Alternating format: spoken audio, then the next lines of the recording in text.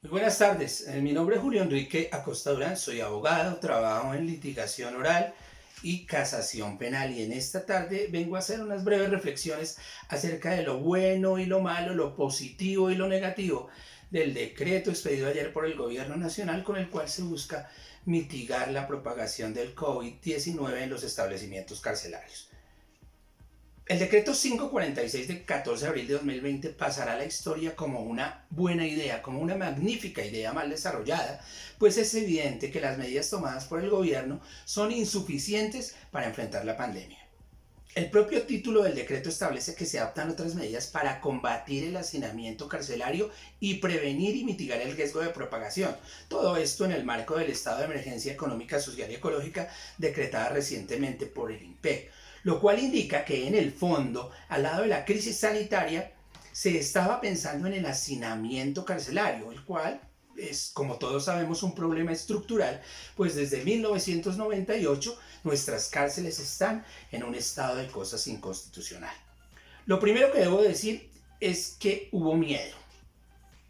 El término excarcelación masiva utilizado en los medios llenó de miedo a quienes debían tomar las decisiones. Y el decreto ni es de excarcelación ni mucho menos masiva, pues contiene medidas para conceder detención preventiva y prisión domiciliaria transitorias a un grupo específico de personas y por delitos menores, nunca de libertad condicional o de libertad provisional como decíamos antes.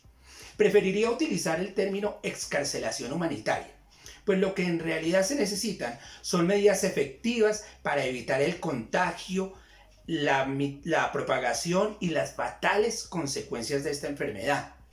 Luego, la excarcelación que pidieron al unísono organismos internacionales de derechos humanos, varios congresistas, instituciones y sobre todo el Colegio de Abogados Penalistas de Colombia, tiene por fundamento la dignidad humana, pilar de nuestro sistema penal. Bien se decía que las paupérrimas condiciones carcelarias con esta crisis mundial serían como encender un fósforo en paja seca, y los hechos conocidos, por ejemplo en Villavicencio, así lo confirman. Esto es una bomba de tiempo y el decreto no la desactiva.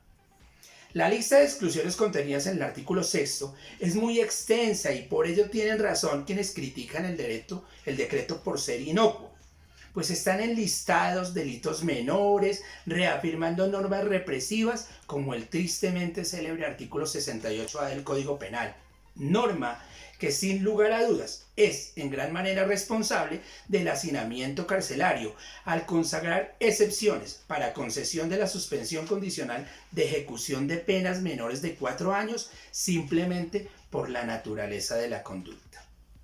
Otro de los problemas que se avecinan es el procedimiento a utilizar para evacuar las miles de solicitudes que vienen, sin que se haya ampliado transitoriamente al menos la planta de los jueces de ejecución de penas y medidas de seguridad. Es decir, los ya atiborrados despachos de los jueces ejecutores tendrán doble y triple trabajo en los próximos días, al igual que las direcciones de los establecimientos de reclusión, que tendrán que expedir de manera inmediata los documentos exigidos por la norma, entre ellos la cartilla biográfica digitalizada, la información de la hoja de vida, los antecedentes judiciales y los certificados médicos correspondientes de las personas condenadas.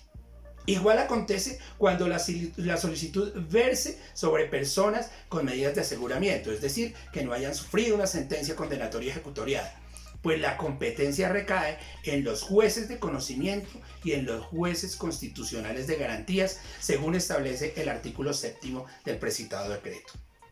En resumidas cuentas, todo esto ha sido una buena idea.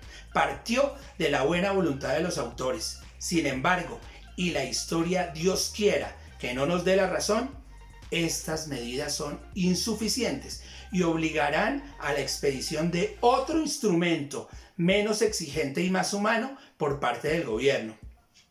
Lo que se ha pedido simplemente es que se materialice la dignidad humana para los privados de la libertad. Señor presidente, señora ministra, por favor, necesitamos soluciones ya. Muchas gracias.